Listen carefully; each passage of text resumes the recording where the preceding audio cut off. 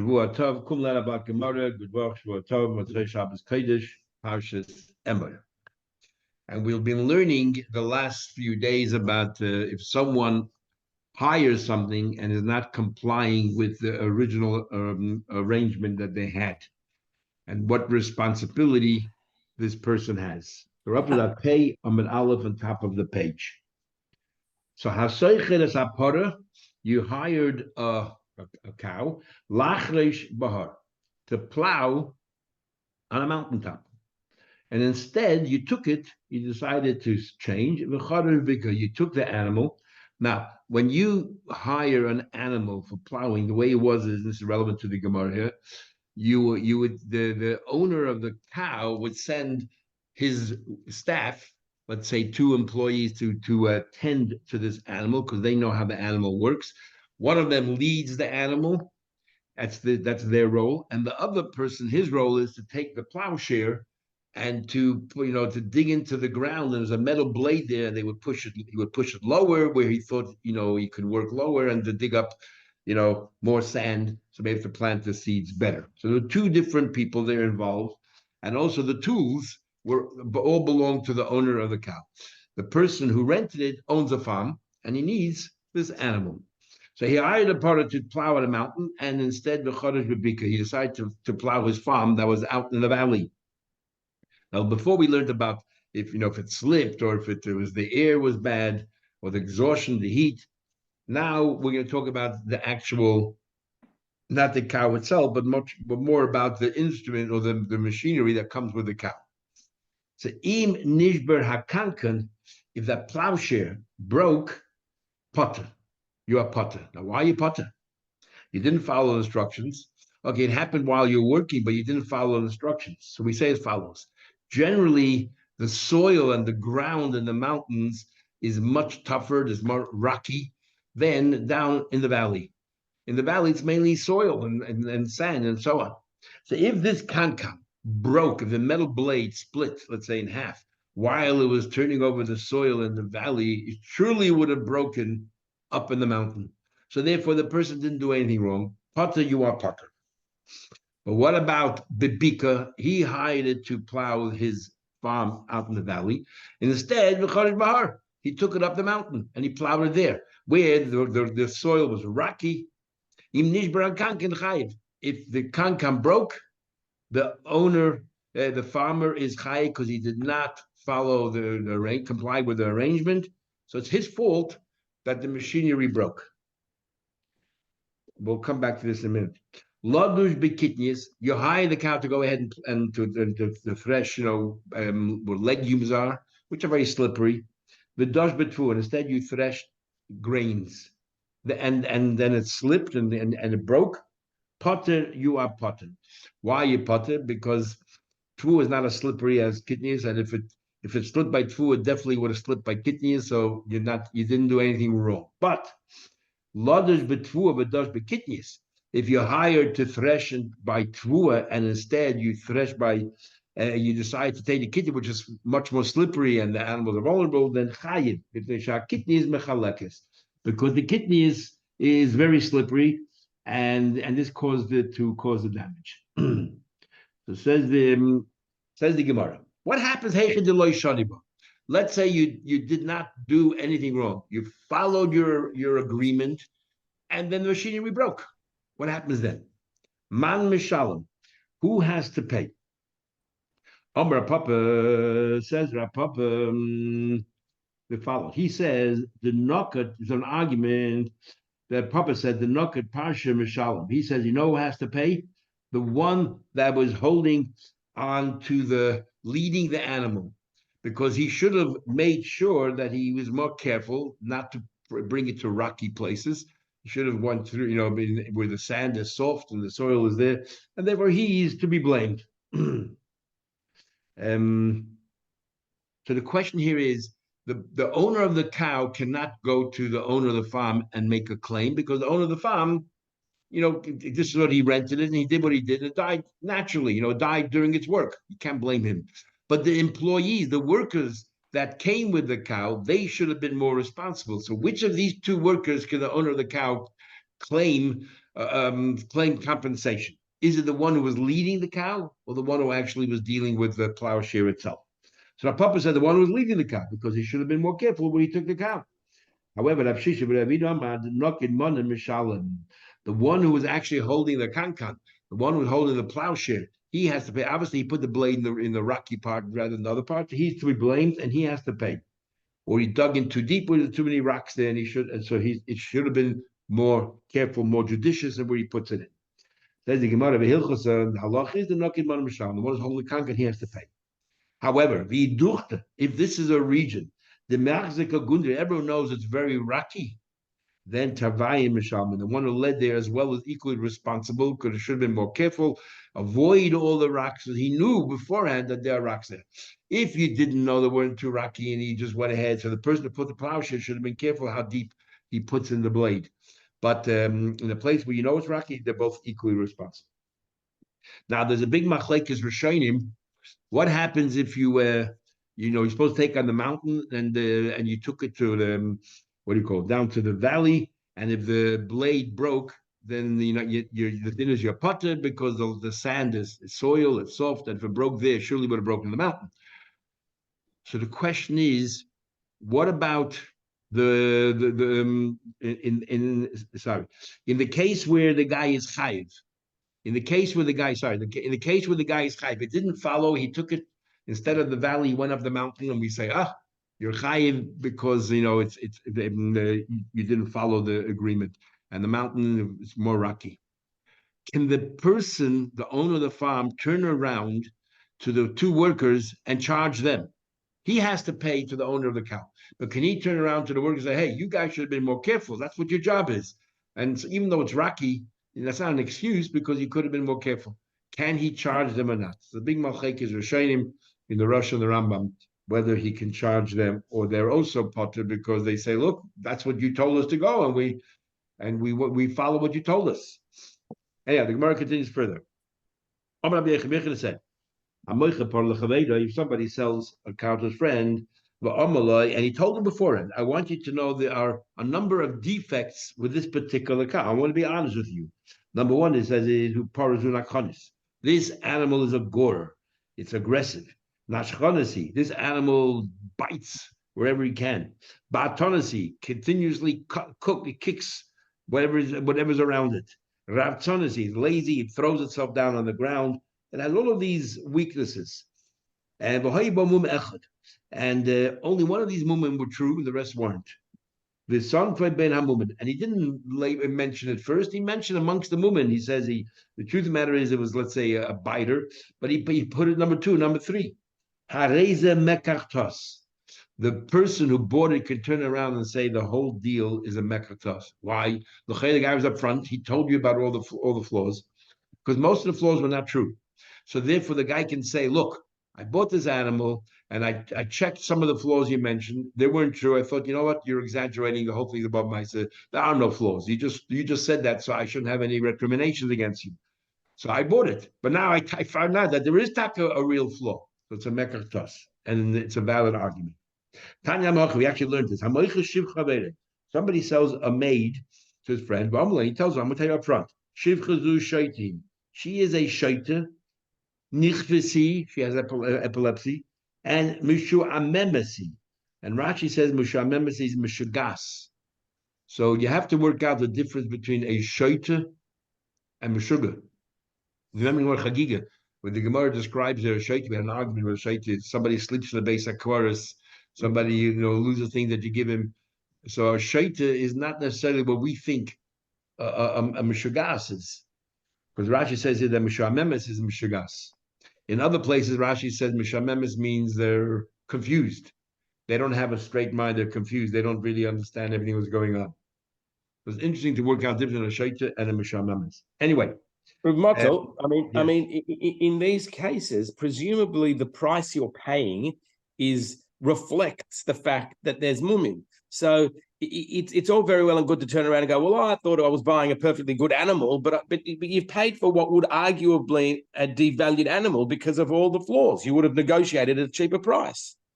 We never, we'll see in the Gemara later, actually, in Hamash, we'll see in Bava Basra, sorry, later. In Bava Basra, we learn about that sometimes there's machlekes if you say that the money reflects what you bought. But we only say that is when you say, you use a word, a term that can be interpreted two different things. A term is, are we talking about a cow for shchita or a cow for agriculture? So there we say, let's see how much you paid, because a cow for agriculture might be worth a lot more than a cow that's merely used for shchita, for shechting. But when it comes to a case like this, we can agree on any price. The fact is, you told me up front the number of. If I wouldn't have known there were any mum in there at all, and it turns out to be there's a mum, then for sure it's a mekach.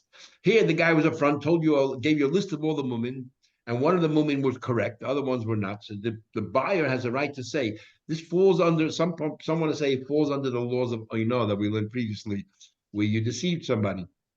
And over here as well, we say, no, by Kedushin we learned, we don't say that. By Kedushin we say, that we're sure that you would have checked it out thoroughly before you decide to marry this woman. And therefore you can't just say Mekatos, stam in the world, if it's a Mumbegol and all that. But here, by when you buy something, you're not that diligent. And if you gave me information and some of the information was wrong, and I relied on it thinking, well, I guess it's your fault that I interpreted this way. So therefore, I have every right to make a toss. Money that has no reflection, maybe you can make a discount. Stop. We negotiate prices. There's no absolute prices. Okay. Okay. So in any possibility in Ivrit they use Meshua Mem is boring, but I don't think that is no, that's how it means there. Meshua Memes also means literally mixed up. But Rashi translates here Meshua Memes. Rashi says here Meshugas. So Meshugas, we always interpret Meshugas as somebody who's crazy. But the Rashi touches in Meshugas, Meshua Memes, which means confused. And Shaita is the one who's a fool, or anyway. V'hoya Yetzirah Shas, we always say Chedesh Shaita v'Katan. We don't say Chedesh Shaita Chedesh U'Shamamas v'Katan. Maybe it's just an ancillary to a Shaita.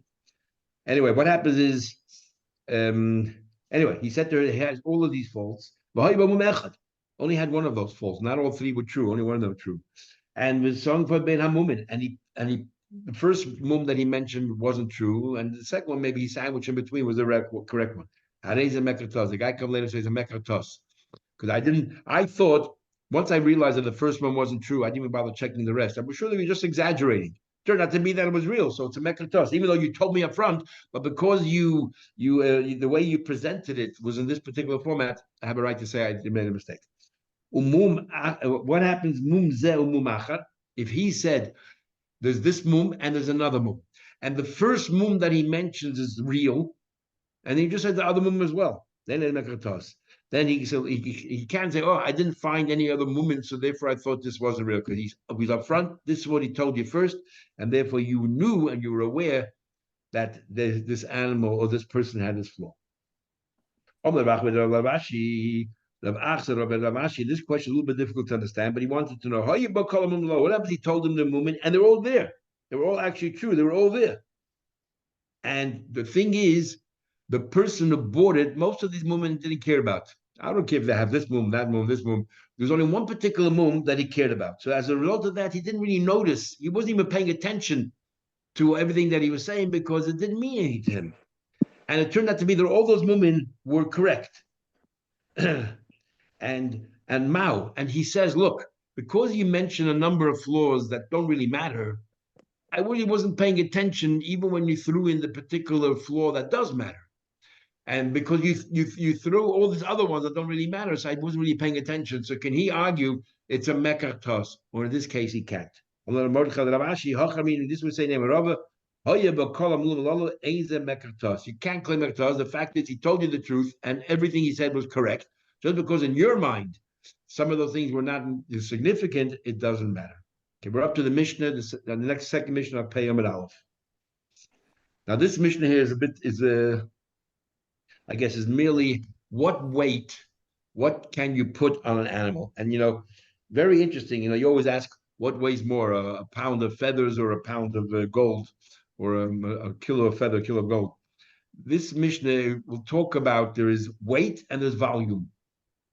And interesting when we'll assume an average donkey can carry a lesech. A lesech is half of a koyer, which is 15 saw. A measure, 15 saw. A koyer is 30 saw, and an average donkey can carry 15 saw. We're talking about you probably haven't made any arrangement, but you just rented a donkey. This is what the law says. The law says that you cannot put a place on it more than 15 saw. But here you talked about, you made up, I'm going to put on it 15 saw of wheat. You worked out that you're going to bring wheat. Okay. But what you did at the end was the heavy aleha sa'irin. Instead of wheat, you brought barley. Now, barley weighs less than wheat, but it's fluffier and it's more. Will be two ways of learning Pshat in the Mishnah as Abaye and Rav. And interesting, most Rishonim actually interpret the Mishnah like Abaye, even though the Rambam says the halacha like Rav. Most Rishonim learn the Mishnah like Abaye, which would seem they believe Abaye Pshat is correct. But basically, Abaye is going to learn that we look at the volume. So even though you look at the volume, and the volume of barley, if it weighs as much as wheat, will be greater than the wheat. And volume also has an effect. It's not just the weight, but it's also the amount of space it takes up for balancing purposes. And therefore, the volume has an effect, as we'll soon see. And according to Rava, we're talking about over here, you took the same weight, 15 saw of wheat, but then you decided to put 15 saw of barley. And the problem is, if you put 15 saw of barley, the volume is much greater. And since it's one saw or more, even though the weight now is exactly the same, the volume is that much greater and it can cause the animal damage. So you didn't follow the rules, as the Gemara will explain.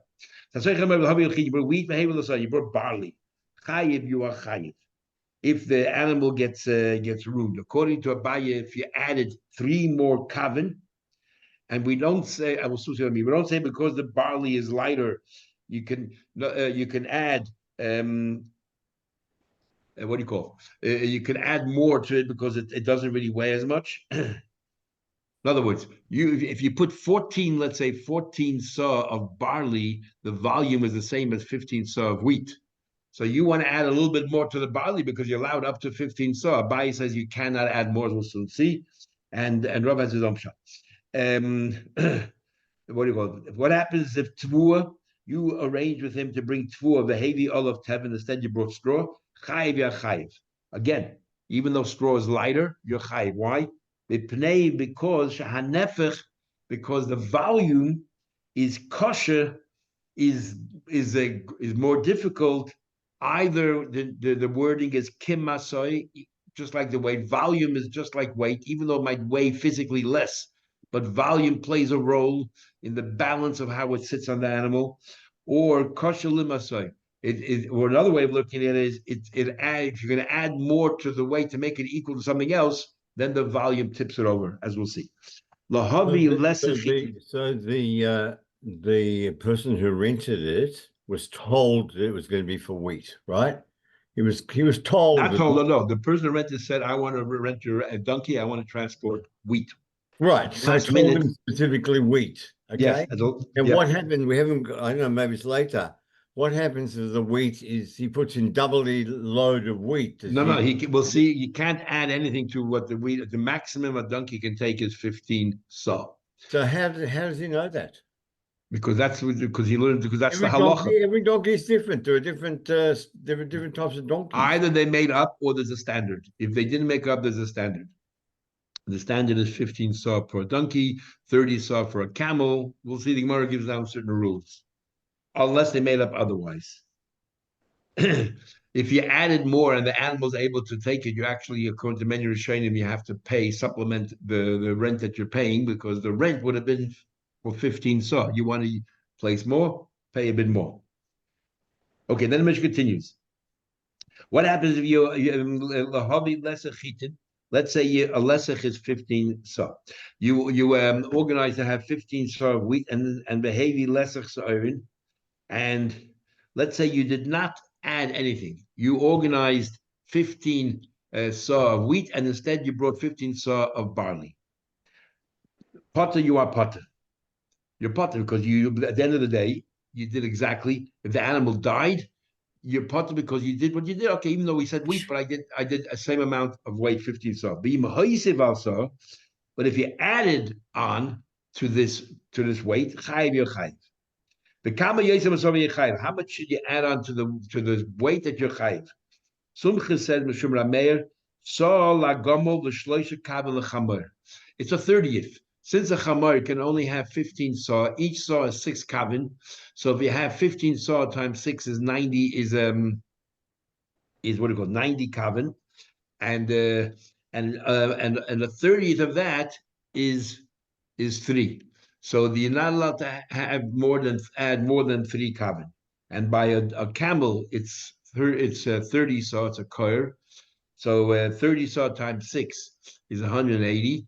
And if you add 180, you can add 6, a 30 of that is 6. So if you can add a saw up to a saw extra on this animal, on the camel. Okay, that's the more. Now, let's understand the Mishnah. This last line of the Mishnah, is it giving us a new halacha, a new din, or is it explaining the first part of the Mishnah, as we'll see?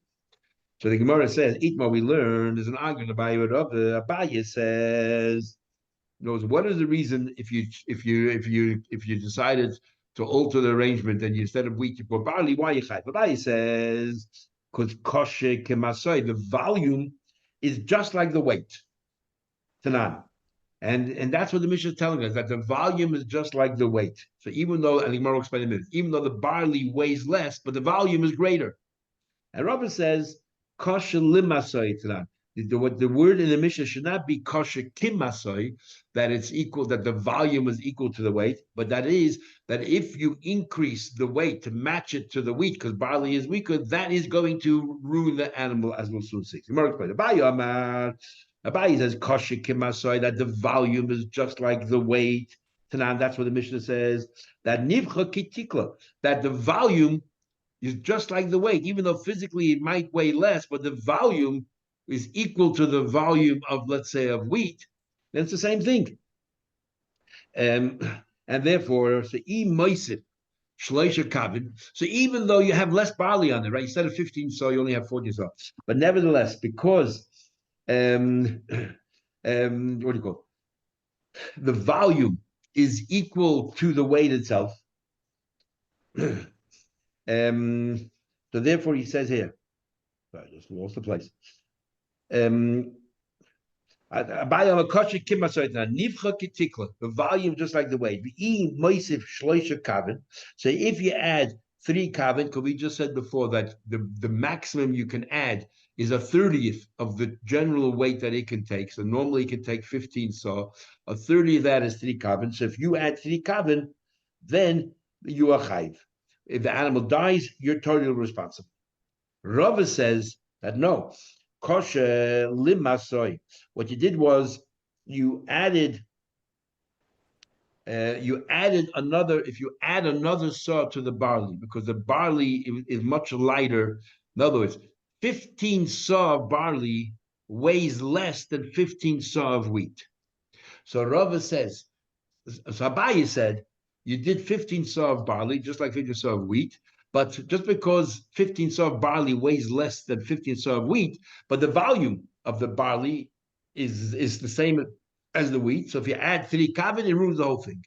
Rava says no. Rava says that 15 saw of barley weighs less than 15 saw of wheat, and you arrange for 15 saw of wheat.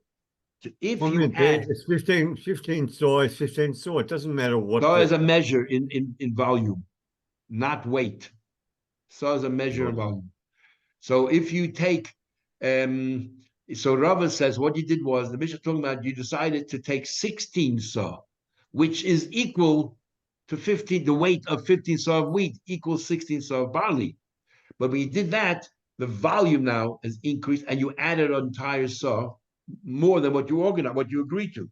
Rav says kosher l'masotran, that it's kosher l'masotran tikla ki tikla. What you did was that the weight was the same.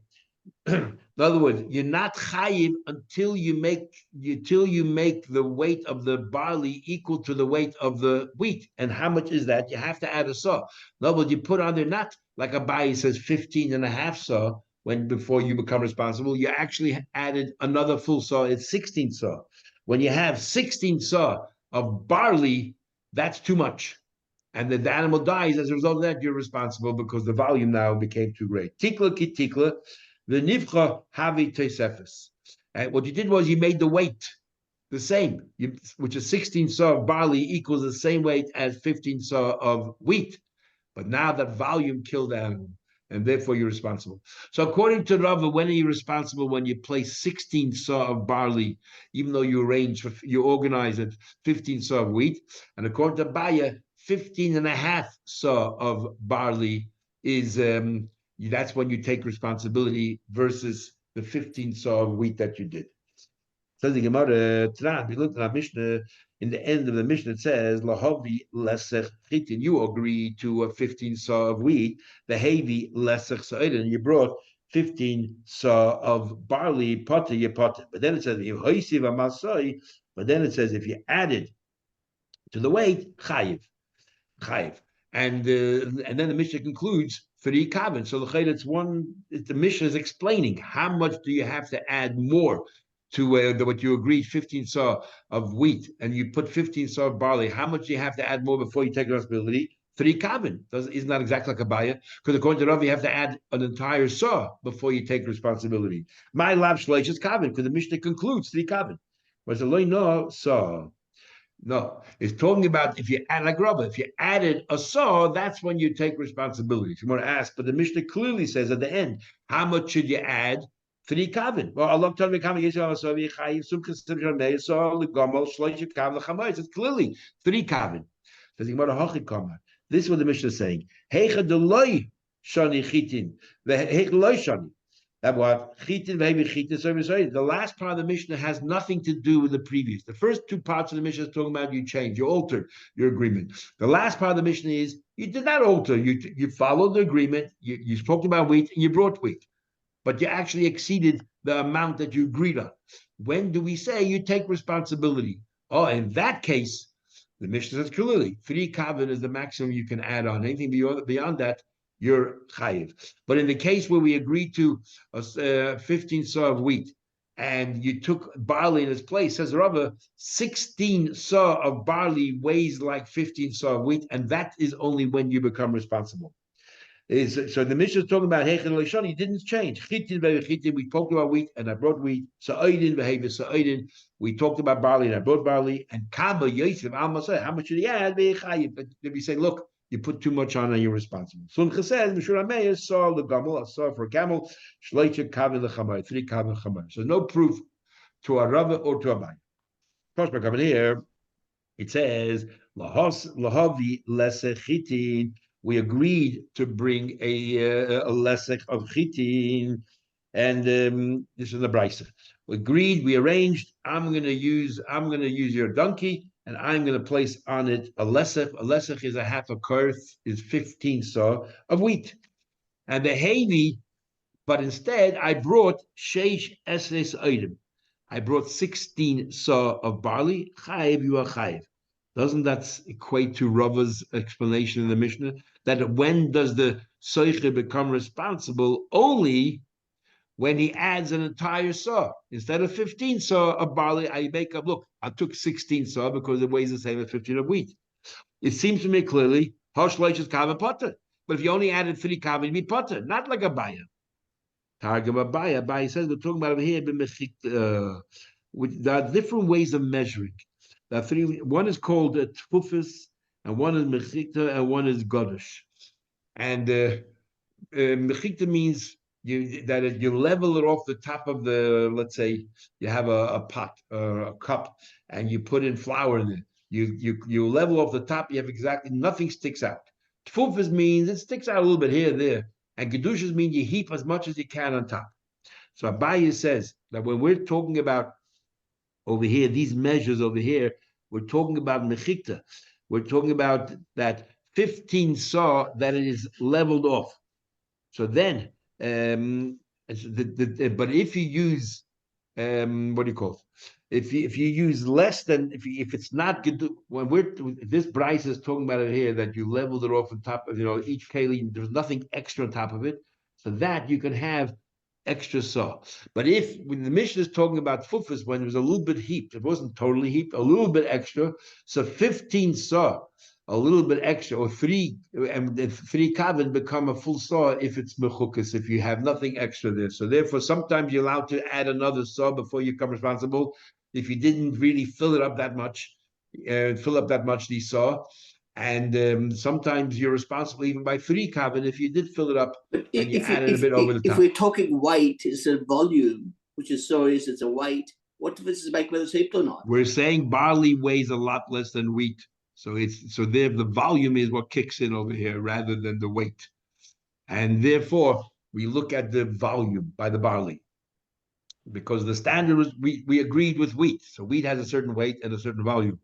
And now the problem is the Mishnah here is that even though barley weighs less, the volume also has an effect. Remember, because of bigger volume, if you don't balance it correctly, it even though it doesn't weigh that much, it's still a problem. If you take a box that weighs 10 kilos, if it's more compact, sometimes it feels lighter than the same 10 kilos in a bigger box because you can't balance it that well. So it all depends on volume as well. Yeah. Okay, let's continue Gemara. So we learn kav lekasov, a person. Remember, we're multiplying by a 30. You should not add to a person an extra kav, whatever you make up. And how much is it? It means a 30th. A person can carry 30 kav. 30 kav means the volume of 5. Remember, 6 kav into a saw, 5 saw. And if you add 1 kav to it, it already causes the person, he can't balance it properly and he can cause him harm. And you shouldn't add more than another kav. So therefore, the person who added an extra kav, if anything goes wrong, that person is responsible. Adriv, if you have a small, let's say, boat, la'areva, a small boat, what's considered there? Excess, if you add of entire lesach. A lesach is 15 saw. You multiply that by 30, is 450. So a small boat can carry 450 saw. And if you add more than a 30th, more than the 15 saw, then the person who added it on takes responsibility. Kor l'spina, but a larger ship is a kor which is 30 saw. 30 saw, multiply that by 3,900 saw. So a average size boat can carry the 900 saw of, let's say, wheat. And shloish is koidim lebornig doilan. A large ship can take a 30th of what they can take is 3 koidim, which is 90 saw. So it can take 30 times 90 saw, 2,700 saw. You can fill a large ship. Amamah, we learned kav lekos. If you say if you place an extra kav on a person carrying it, the person who places is responsible. So I don't understand. So this person is seichel. If he can't carry, just take it off or drop it. L'shadya. Why are you holding the person who placed it on him responsible for putting extra kav? The person who's carrying it, if he can't do it, he can tell the guy take it off or take it off himself. Why are you holding the other guy responsible? We have a few answers. Amar Abaye. Abaye says, we're talking about as soon as you put that kav on, he just collapsed, or everything fell right down. So therefore, the person who was carrying it, you can't blame him at all. Instead, you blame the person who placed that extra kav. Rava says, even if he did not collapse straight away. Say this. Just telling you is that if you pay, you ask the guy, I want you to freight this across. Carry it on your shoulders and freight it across. If you put an extra kav, that's not part of the agreement, so you have to pay him extra. That's what we're saying here. And not talking about, damaging and who pays the damage. Rashi says, who saw the person, no, the person carrying it thinks, the person who's carrying it thinks that I don't want people to think that maybe I'm weak. Maybe this is still 30, he doesn't even know. And he thinks maybe I'm weak and I don't want to tell him that I can't carry. So therefore he continues carrying. But the person who placed it knows that it's more than that, than what the standard is, and therefore that person is responsible. Koir l'svina, you said before that 1 koir is for an average ship, and shleish koir. This is the maximum you can exceed the amount by 3 koir, which is We said before that's 90 saw, which means, and that's a 30th, which means you can carry a large ship and carry 2,700 saw. The burning, stop spinners. That an average ship is baslos and koidin. An average ship can take 30. An average ship can take 30 koidin, because if one koir is the maximum you can exceed the amount by, that's a 30th. So an average ship can carry 30 koidin. The ma'inaf kamina. If you buy a ship and it cannot carry 30 saw, then you know that you were cheated and deceived, and you can get your money back. Next Mishnah. Kol ha'umnin. You have a trade person who's a craftsman who repairs things, and usually they repair it in the owner's house. But here we're talking about where you repair in your own house, and you're a kabbalah, like a contractor. You don't get paid until you finish the job. We actually had a whole bit machlekes, if you remember, in a few places. If an uman gets paid piecemeal, just physically you don't pay him till the end, or you don't have to pay him until the very end. And kedushin in other places. Anyway, so this uman is holding on to your whatever it is you gave him to repair, and he holds on to it till he gets paid. So what is his relationship with this particular object? What are his responsibilities? Remember, we learned later on in the show that different degrees of shomer. A shomer chinim is only responsible for negligence. A shoyel is responsible for everything. And then you have a shomer sachar, and what we call a shomer sachar, who is responsible for negligence and if it was stolen or lost, but not responsible for oinus. And then we have a soichet, a renter, where we have a machlekes between Rameh and Rabbi Yehuda. A renter is a renter because the renter, one opinion, Rameh says, according to some, since the renter is paying for the benefit that he has, so as far as the object is concerned, he's a shomer chinim. Only responsible for negligence because he's paying for the benefit that he has. So why should he have to have more responsibilities?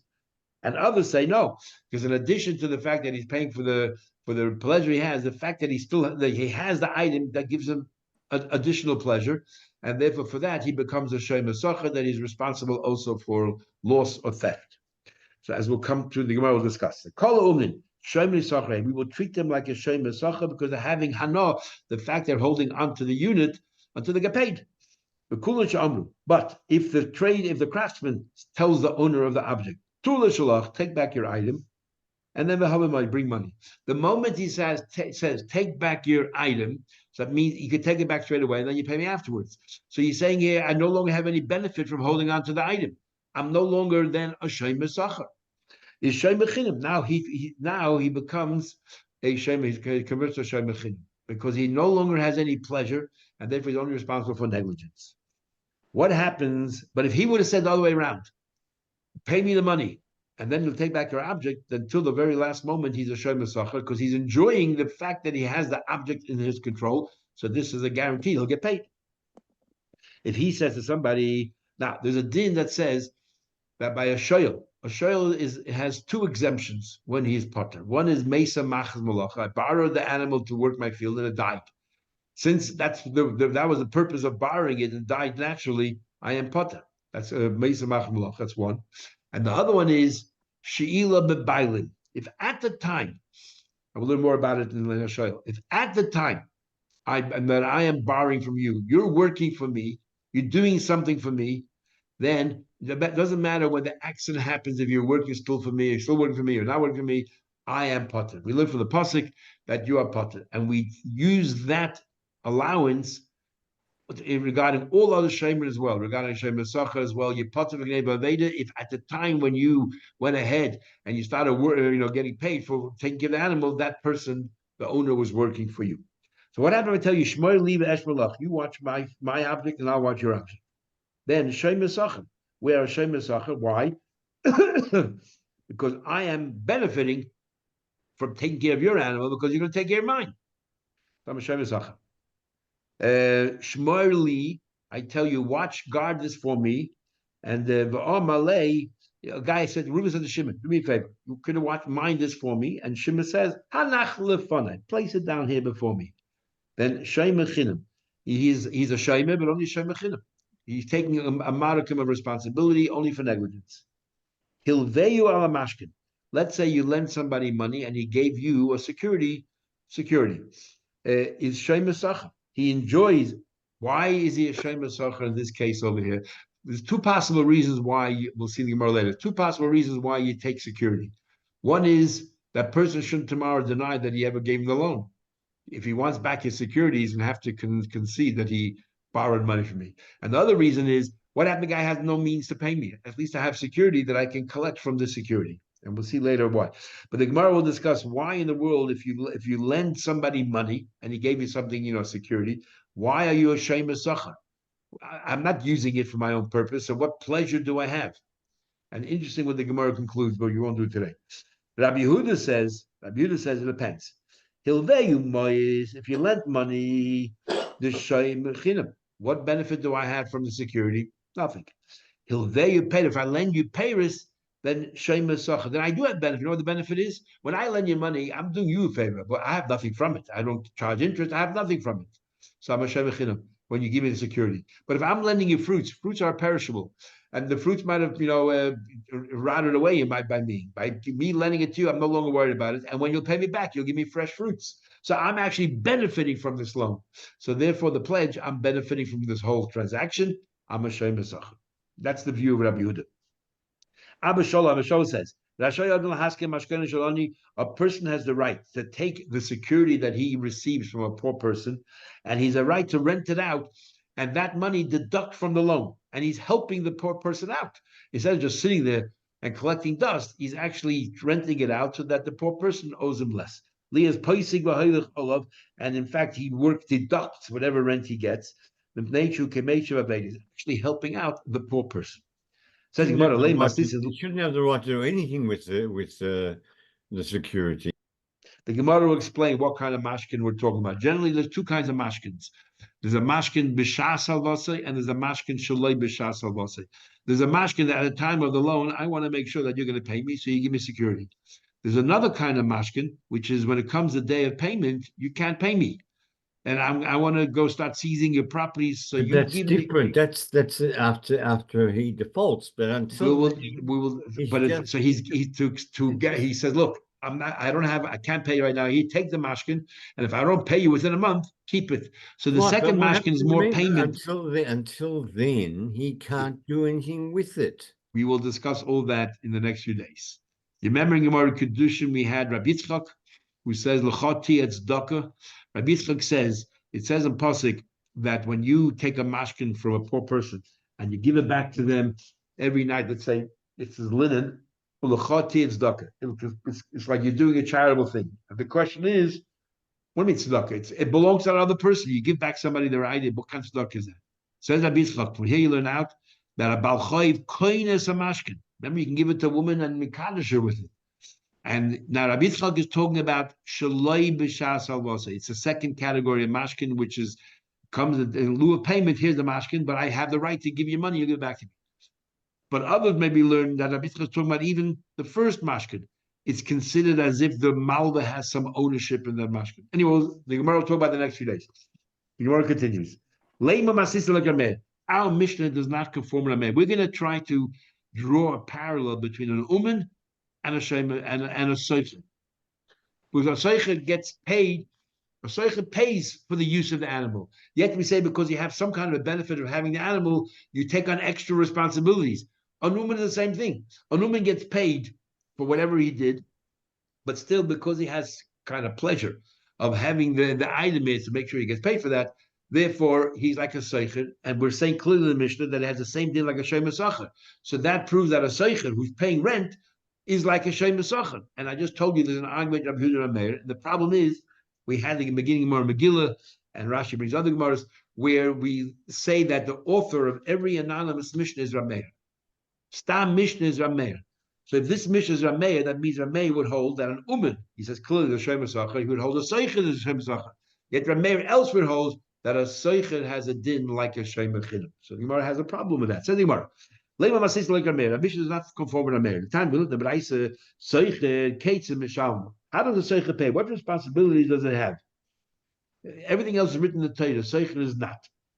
Rameir says k'shema chinam. He pays for the pleasure. So why should he have any more responsibilities? He's like a shema chinam. As far as the animal is concerned, he's merely a shema chinam. And Rabbi Yehuda says k'shema sacher. He's like a shema sacher because the fact of the matter is he has some kind of a benefit as well. He has the item. So l'chayda our Mishnah is Rameir, and an umen is just like a seicher, and yet umen is, the Mishnah says clearly, has the responsibility of a shem masacha. So it proves that a seicher is like a shem masacha. So first thing Gemara attempts to answer, Phil Temer Rameir, our Mishnah Rameir. Ba'hi hano. Do you know why that a umen is maybe different? An umen is different than a seicher. There's an additional pleasure here. And what's that additional pleasure? Ahi hano. That pleasure. You could have gone to any craftsman. Why'd you come to me? The kashavikuli alma, you left behind all these other skilled artisans, the agulated day, and you hired me. He feels good. That additional pleasure is what makes him a shem mesacher. In other words, the moment you get pleasure from the item, I'm doing you a favor, I have nothing from it. So I'm not responsible for anything except negligence. But a shem mesacher is somebody who has, right, who has pleasure from the animal. He also has a little bit of pleasure, the uman, from this thing. The fact that you gave it to him rather than anybody else. So he can use it on his resume, he can advertise that this particular person had pictures hanging on the wall, and so on. Says if so, why can't Seicher argue the same thing? Seichenami. You could have rented out to everybody else. You gave it to me. So he has a certain pleasure. Why doesn't that? And yet we say, Rameh says there's only a Shem Bechinim. And yet Rameh doesn't treat him like a Shem Besacher. What's the difference? If there's an additional pleasure, you have it in both cases. Ella, we go further. I feel to him Rameh. You know what it is? Maybe we're talking about, since this Mishnah could be talking about an uman that he gets paid a little bit extra. And because he gets paid a little bit extra for his work, the standard fee would have been $100 and he getting 110. So that pleasure, that additional pleasure that he has for working with this item is what makes him a shem mesacher. The fact that you give him a little bit extra from this very item that he's working with, for that he becomes a shem mesacher. He takes on more responsibilities. Also, maybe by the same token, a seicher nami covers all kinds of cases, scenarios. Mila Aski, aren't we also talking about the kamash relate purta? Could very well be that that he pays a little bit extra, and so he also has.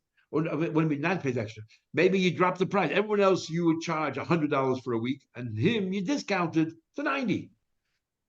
Every kind of seicher is included, and including a seicher where he gets a little bit extra pleasure. He's paying less than the average price, and yet Rameir says he's merely a shem mechinim. What about this extra pleasure that he has from this animal that he's paying less? What's the difference? Ella hafilu Rameir. I'll give you a new answer. I can tell you it's Rameir. You know why uman is different? Bahi hano, the toughest they agree that hano, that he's holding on to this item. I don't have to chase you. You're going to come to me because I have your item. You want it back, you have to come to me and you'll pay me. That pleasure that he has, that is what makes him a shem mesacher. That will make him shem mesacher. So taste is all the shayla you want to know. So why the Gemara later on, tomorrow's Gemara, you can talk about if somebody lends money and the Mishnah says you're a shem mesacher, the Gemara asks why you're a shem mesacher, for holding on to the mashkin. The Gemara could have said very simply, because by me holding on to the mashkin forces the borrower, if he wants his mashkin back, he has to pay me. So the same pleasure that an uman has, every time you make a loan, you have the same thing. And Taish's answer is very different. When it comes to a loan, the lender has zero benefit from the entire transaction. In fact, he loses. I could have used this money to run a business or to invest somewhere or buy something, and now I can't because I lent it to you. And what do I have from lending to you? Absolutely nothing. I gain nothing from it. So therefore, I'd rather, what do you tell me? Oh, now I have the mashkin, I'll get paid back. I'd rather have not lent you the money and not have the mashkin in the first place. So that pleasure is not a real pleasure. Anyway, that's one answer to the Gemara. Then the uman has a special pleasure that he holds on to the mashkin, that he knows he'll get paid because you want your mashkin back, you want the item back, not the mashkin, you want the item back, so therefore he's a shem mesacher. Another answer is we actually, some Amoraim swap the names around. Rabba Baravua, he says v'tni soichet kates and misham Rameir says shem mesacher, Rameir is one that says shem mesacher, and Rabbi Yehuda says shem mechinam. So therefore, it's Rameir says shem mesacher, and it conforms to our Mishnah.